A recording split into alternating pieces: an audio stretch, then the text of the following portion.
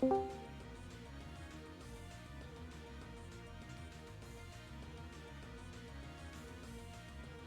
I realized that the sound of that Discord thing must have went off over the stream. Anyway, hey, hello, I'm Team Name Grunt, but today you can call me the Discount Professor. Everyone just calls me Magma. And today we're gonna finally do the Cubone Theory of Evolution, as Kitty says hi. I'm gonna switch over the screen now. Boop. Gonna keep the music on though, or else it's kind of gonna be a quiet stream. I will bring the volume down though, so it's a bit more in the background. So a little housekeeping. After this stream, I'm gonna put up another community event thing for the next theory, and that one is on Missing No. It's a lot of Kanto ones to start, but that's kind of where I started, so most of my knowledge is from there. Let's pop that up. Boop. Alright, cool. So I've got my tablet here that I'll be able to use to show some stuff, because there's some stuff to be shown. So before I start, I will go into a bit of a description of the regular Kangaskhan theory, which this kind of jumps off of. That one being that a lot of people seem to believe that the baby in Kangaskhan's pouch would become a Cubone. There are a few things that, as a kid, didn't sit right with me at first when I heard that story. And the thing that really popped up was the skull, right? You'd expect the skull to be similar. So I'm just going to bring something in here. Where is the...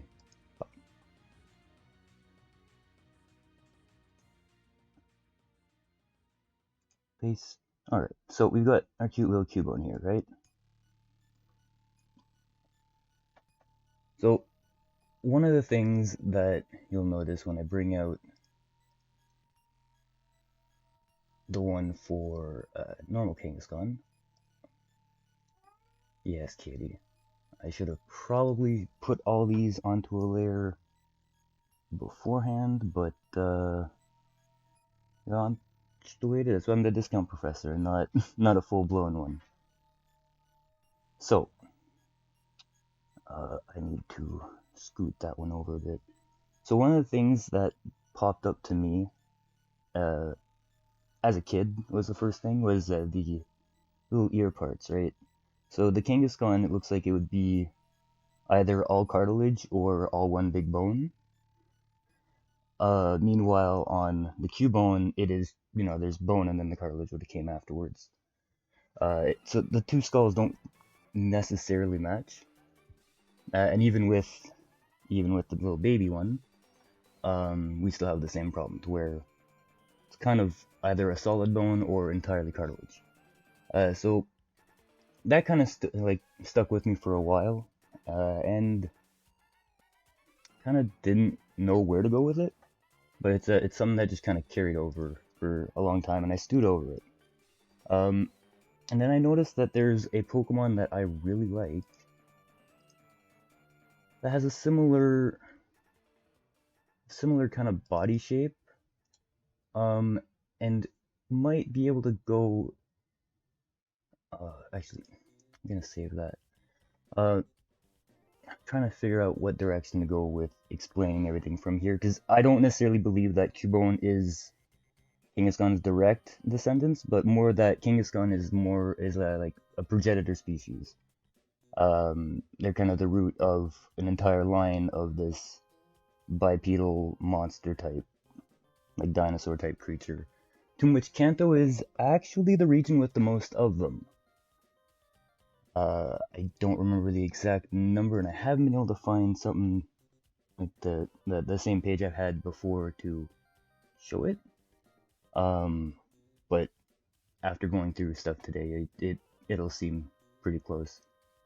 So let's put these guys away. So I have so jumping into my theory. I ended up looking into a part of Kanto that is one of the few places that you can get a Kangaskhan. And that is a safari zone. So what is the point of a safari zone? And well, the point of a safari zone is to preserve a species, right? We know that in Kanto there is a big problem in terms of overhunting to collect ivory. That's one of the big reasons to why Cubone's mom is dead. You know, they were hunting down for the skulls. 1 second, need some bean water.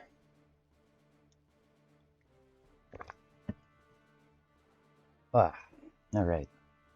So, that being a thing, they would have had to, you know, preserve the remaining Kangaskhan's after this big rush of hunting.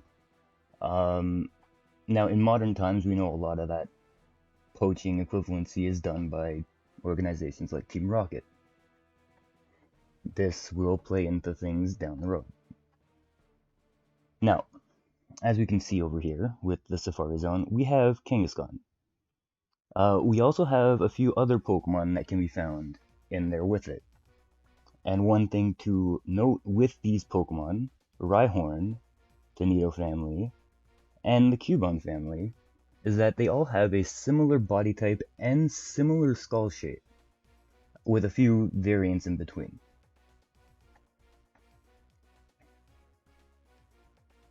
So, I decided, when I noticed this, to try and figure out, okay, how does one of those become Cubone?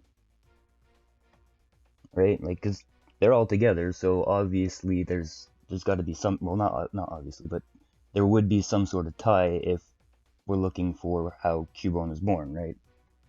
Like, his mother had to come from somewhere, and the skull difference had to happen somehow. For this, we have to look into a different form of evolution, not the metamorphosis that we call evolution in the Pokemon world, but the Darwinian form.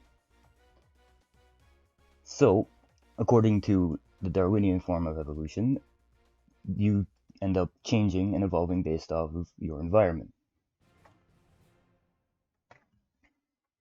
Sorry, I'm gonna take a bit more coffee.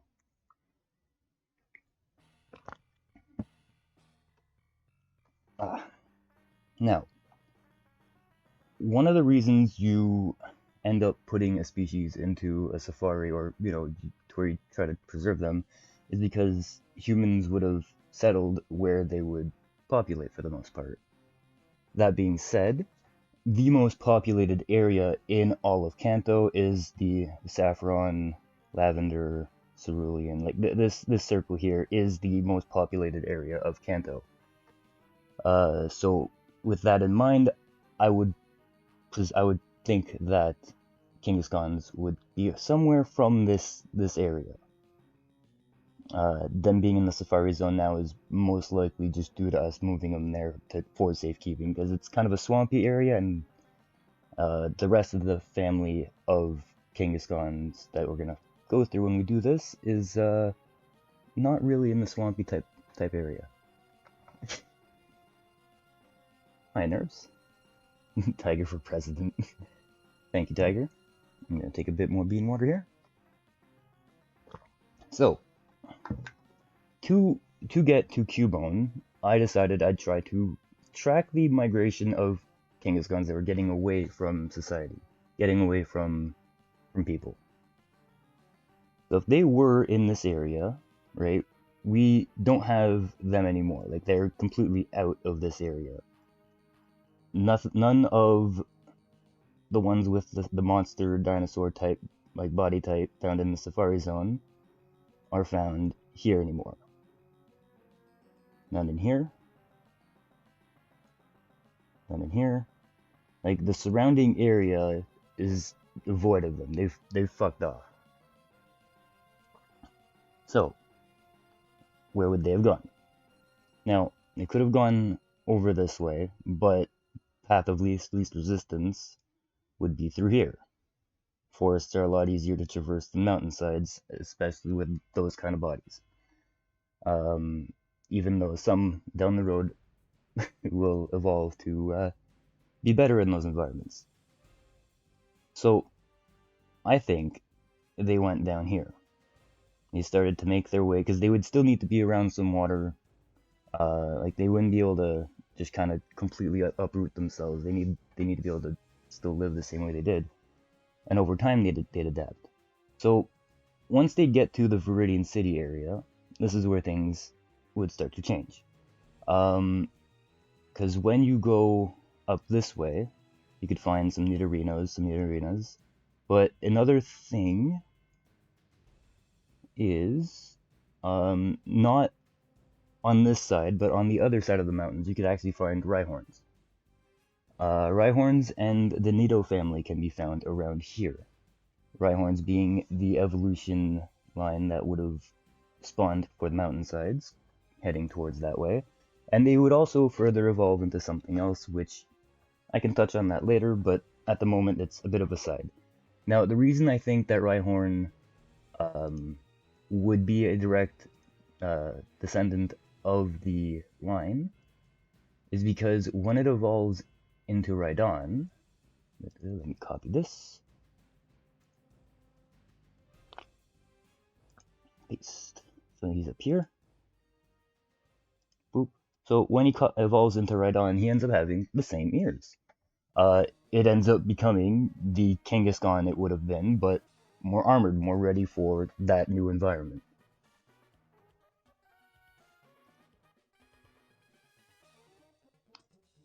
Meanwhile, while going up through the woods, it would, instead of gaining the rock earth typing, it would get more the poison typing, being more around the bugs, around the things that would be toxic to it. It would need to gain an immunity.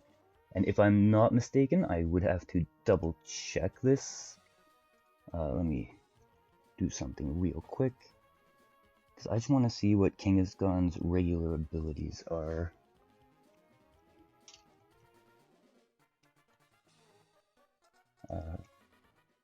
Abilities.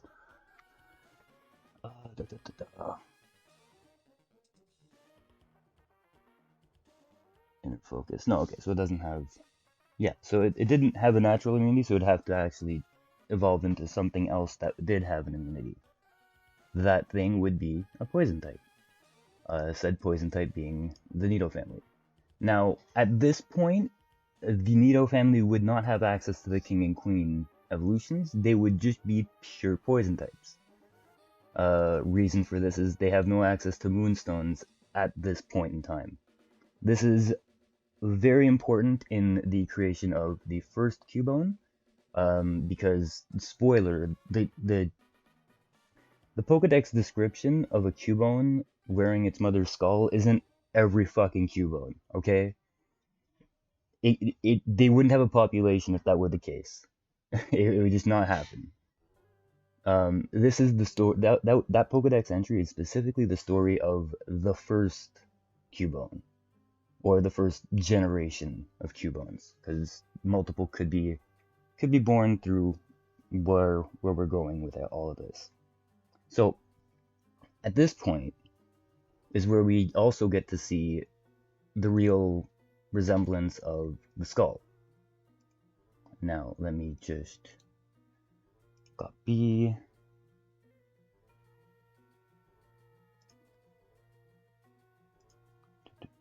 Paste.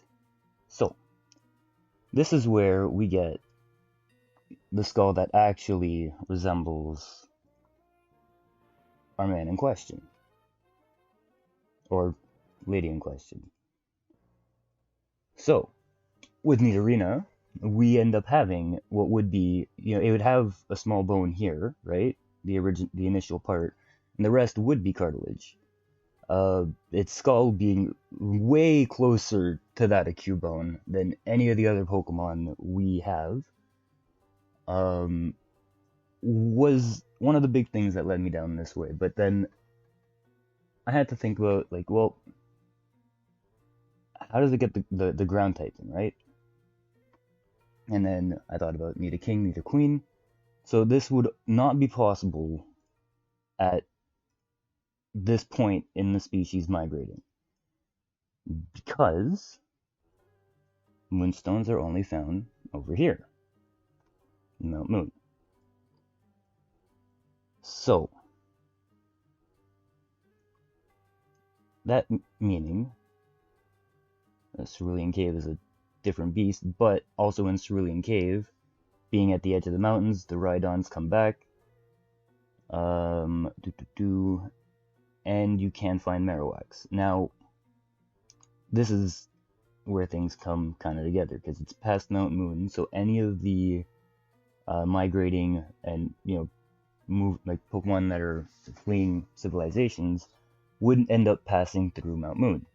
The Nidorinos and Nidorinas passing through would be able to get in contact with the Moonstones and evolve. Now we gotta go back to how there was a problem with overhunting for skulls back in the early Kanto days, which was the reason for said initial migrations. Well, now it kind of comes full circle, because without realizing it, the species were making their way back towards where they were running away from. So, going through Rock Tunnel, we end up getting to the point, like going through this way, trying to evade some more, we get to the point that we find actual Cubones, well, modern Cubones, over at Pokemon Tower. Pokemon Tower and Dark Tunnel, Rock Tunnel being, sorry, brain farts. Route 10 being another place where we could find the Nidoran family, thus being a place to where the Cubone could naturally be born. These Nidoran would have parents that had evolved into the ground typing and would have like recessive genes per se. So in the early birthing process, one could assume that, I'm trying to find. Let me just have another drink of my drink here. 1 second. Sorry about that.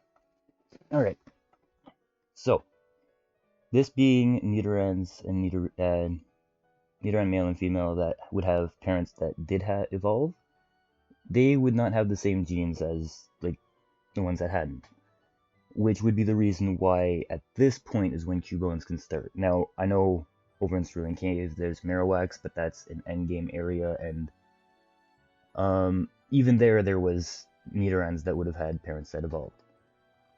Like, that would have had a chance of having a Nidoking or Nidoqueen in their lineage.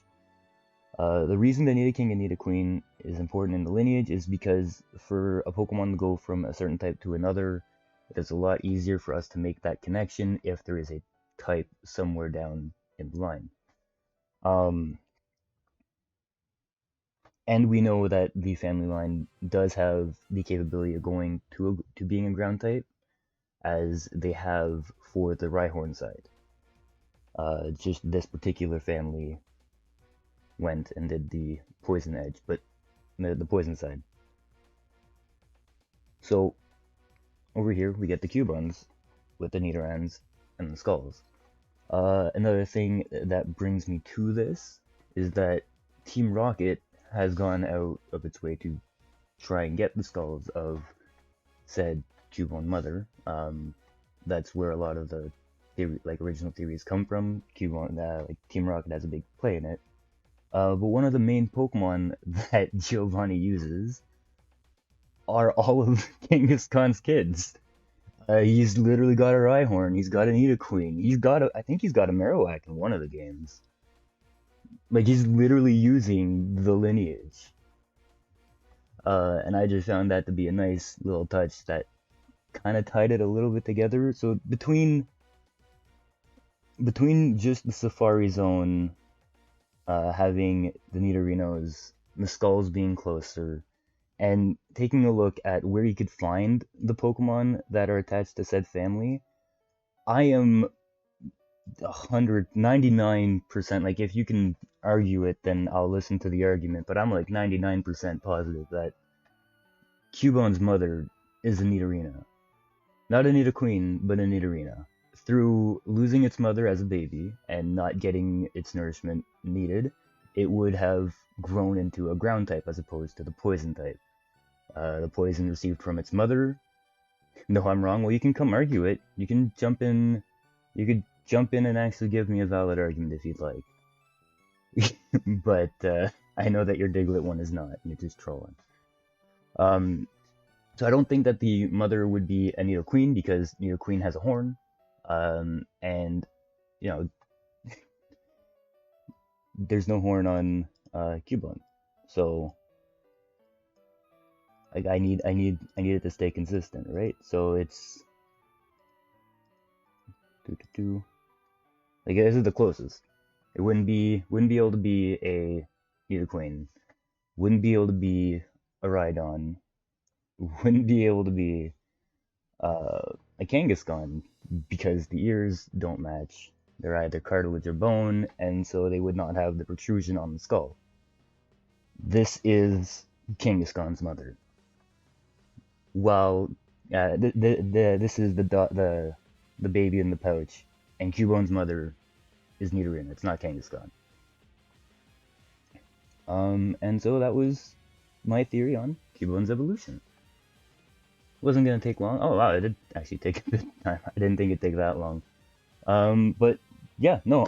If you can come and argue against it, go for it. But really, I don't see how this would be wrong anyway.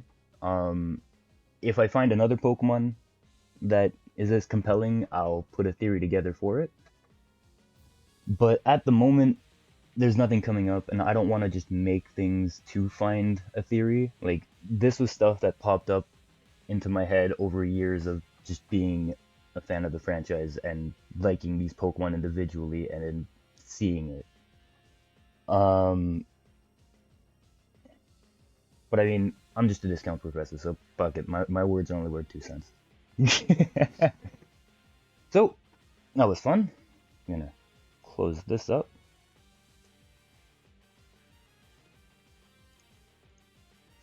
And jump on some PSO.